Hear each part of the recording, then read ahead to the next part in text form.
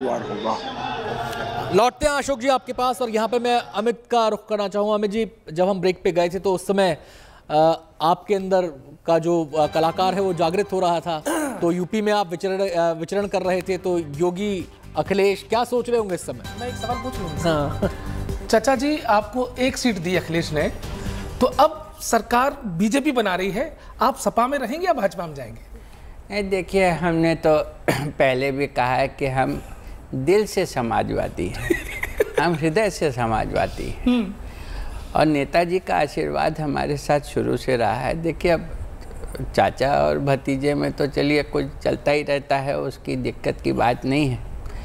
अब चुनाव है और जनता जनार्दन होती है। ग्रेट। और जनता जनार्दन होती है, जनता का जिसको आशीर्वाद मिलेगा वो सरकार बनाएगा।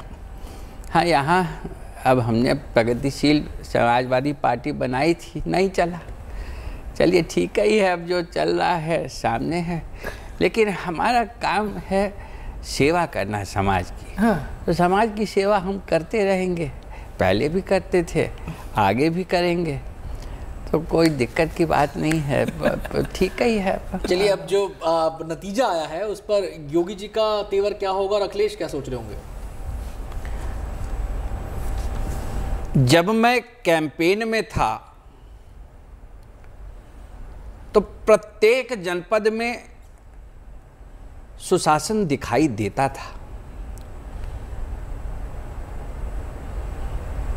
परिवारवादी राजनीति को जनता ने शुरू से नकार दिया है, और मोदी जी के कुशल मार्गदर्शन में हमने प्रत्येक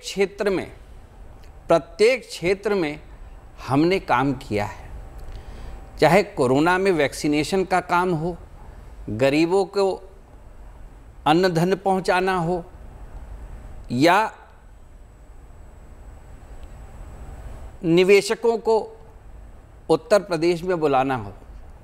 सबसे बड़ा एयरपोर्ट यहीं जेवर में बनने जा रहा है, अनंत जी।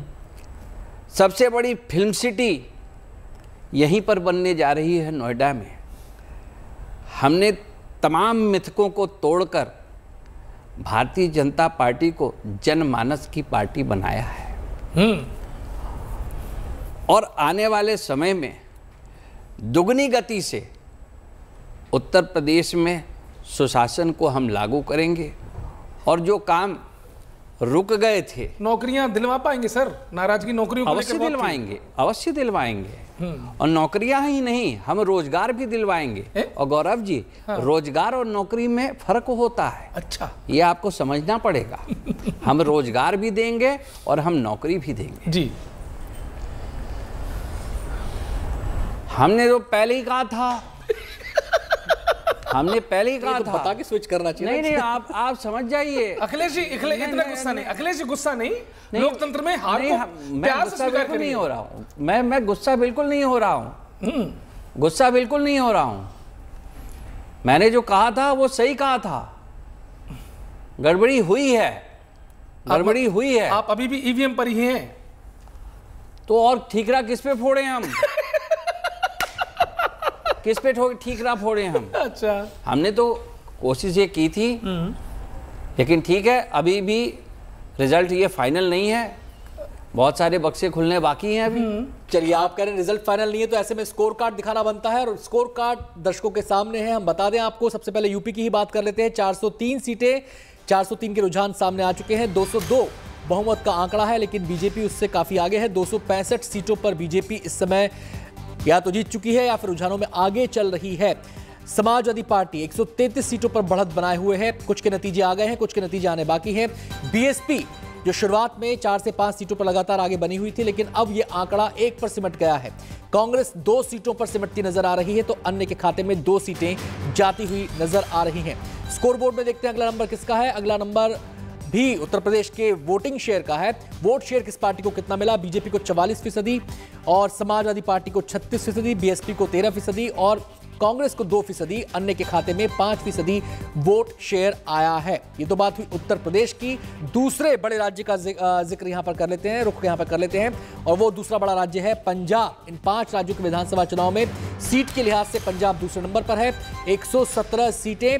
और अब देखिए टैली फिर से थोड़ा सा बदलाव इसमें हुआ है। कांग्रेस के खाते में 18, बीजेपी 2 और आम आदमी पार्टी 92, अकाली दल 4 और अन्य के खाते में 1 सीट यहां पर आ रही है।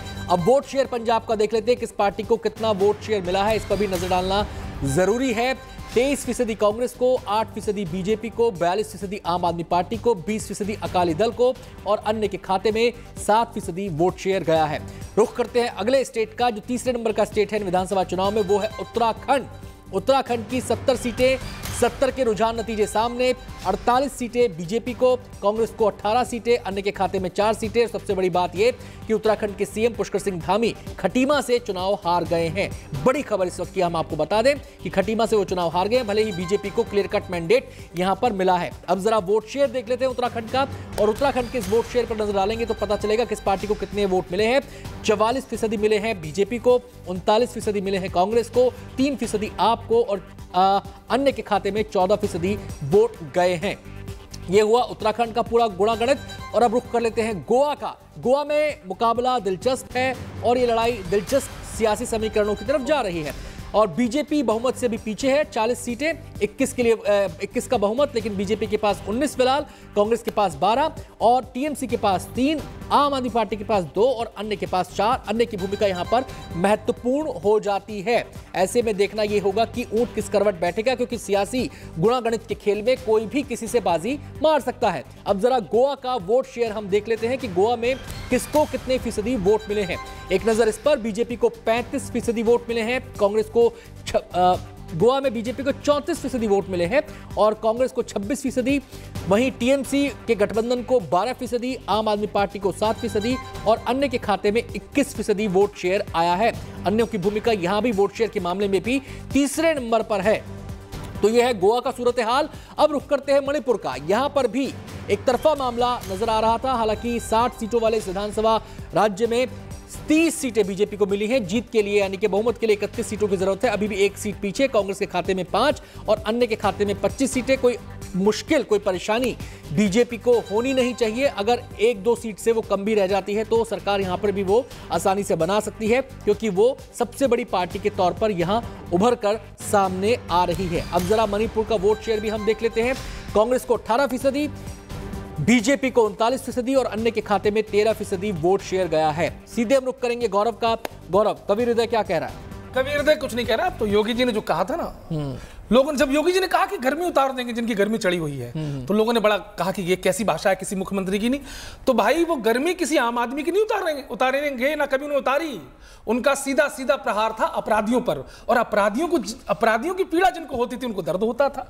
लेकिन अब मैं योगी जी की बात में फिर दोहरा रहा हूं। आज 10 मार्च है और कल 11 मार्च है। तुम्हारी ये जितने भी अपराधी माफिया उत्तर प्रदेश में बचे रह गए थे, पार्टियों का लबादा उड़कर छुप गए उनमें। योगी जी उन तक क्या कहते हैं, सुनिएगा आनंद जी, कि तुम्हारी डालियों को काट के गमला बना देंगे। अमित जी, तुम्हारी डालियों को काट के गमला बना देंगे, जिसे फिर पढ़ सके कोई ना वो इमला बना देंगे। और भरी गर्मी जो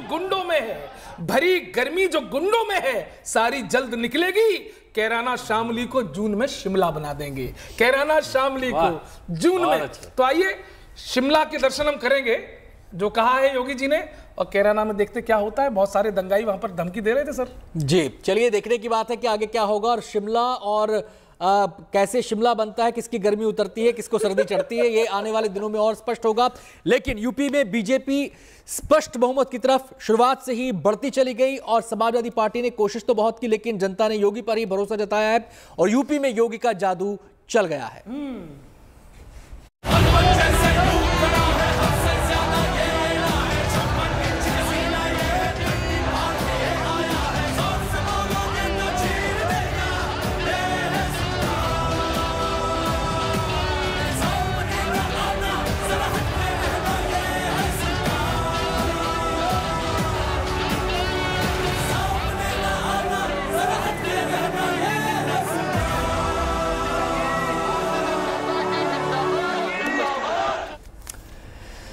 सीधे हम रुख करेंगे, अशोक उपाध्याय जी हमारे साथ बने हुए हैं। अशोक जी, ये तो बात हो गई कि बीजेपी के जीत के फैक्टर्स क्या रहे, वो कौन से एक्स फैक्टर्स थे जिन पर बीजेपी फोकस्ड रही और विपक्ष का ध्यान उनकी तरफ नहीं गया। क्या ये माना जाए कि जो एक नैरेटिव्स खड़े किए गए इस पूरे चुनाव के दौरान बीजेपी के मुकाबले, वो तमाम नैरेटिव धराशायी हुए? जो किसान आंदोलन को लेकर कहा जा रहा था कि इसका खमियाजा भुगतना पड़ेगा बीजेपी को, वैसा इम्पैक्ट वो नहीं छोड़ पाया। जो कहा जा रहा था कि आरएलडी और एसपी का गठबंधन हुआ है, ये एक तरफा कर देगा मामले को, वैसा भी कुछ इम्पैक्ट देखने को नहीं मिला। आखिर क्या वजह आप इसकी देखते हैं कि जो उम्मीद थी अखिलेश यादव को कि हम 300 लेके आएंगे, हम 400 लेकर आएंगे, वैसा नहीं हो पाया? देखिए, अखिलेश ने जो, अगर ईमानदारी से देखें तो इलेक्शन को अपने हिसाब से, यानी एक रणनीति के हिसाब से, यानी ये इलेक्शन लड़ा और उन्होंने वेस्टर्न यूपी से उससे और लेकर के और ईस्टर्न यूपी तक जो जातिगत जो यानी और समीकरण थे बिठाए और उसके लिए यानी वो तो पूरी कोशिश की। और अगर आप जो आए हैं और नतीजे आए हैं उनको अगर आप अपना उसे करें, आप देखें तो उनका अपना आंकड़ा आगे गया है और बढ़ा ही है। और एक और चीज कि अखिलेश नहीं, बाकी और विपक्ष ने भी जो रोजगार के, बेरोजगारी के और ये महंगाई के या ये 2-4 मुद्दे जो और उठाए हैं, वो आज की उस तारीख में वहां पे बहुत ही अहम मुद्दे हैं।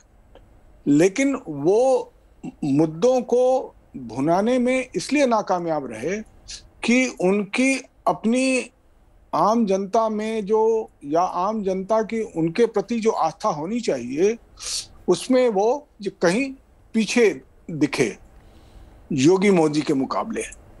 योगी मोदी ने जो आम जनता के बीच में जो अपनी एक आस्था बनाई अपने उन कामों से, तो उसको जो है, मतलब आप ये कह रहे हैं कि छवि के पैमाने पर अखिलेश पिछड़ गए?